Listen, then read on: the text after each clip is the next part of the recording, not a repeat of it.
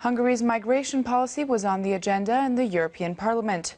The session was initiated by the European Socialist faction and several civil organizations were invited. Most of them criticized the Hungarian immigration system and the planned stricter regulation. Government spokesperson Zoltán Kovács said that the critics represented the Hungarian opposition. He confirmed that Hungary has done everything it could so far and will continue to do everything it can to ensure that no one can enter Europe illegally.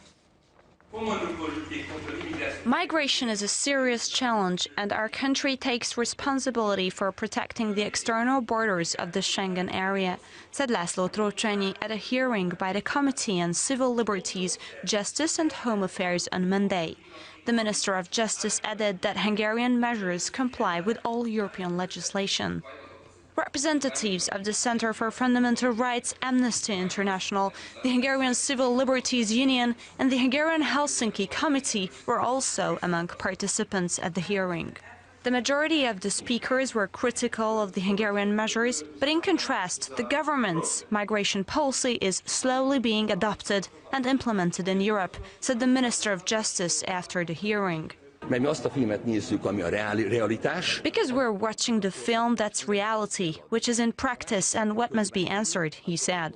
According to government spokesperson Zoltán Kovács, it is obvious that organizations that call themselves civil organizations but are basically pro-migration are now arguing against the Hungarian government in the company of politicians who represent the Hungarian opposition. They aim to have more and more migrants in Europe and in Hungary.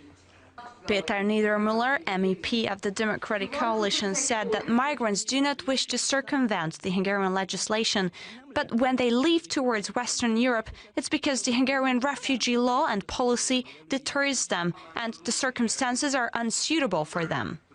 According to the MEP of Fidesz, today's meeting was a new element of revenge, with several distortions and misinterpretations.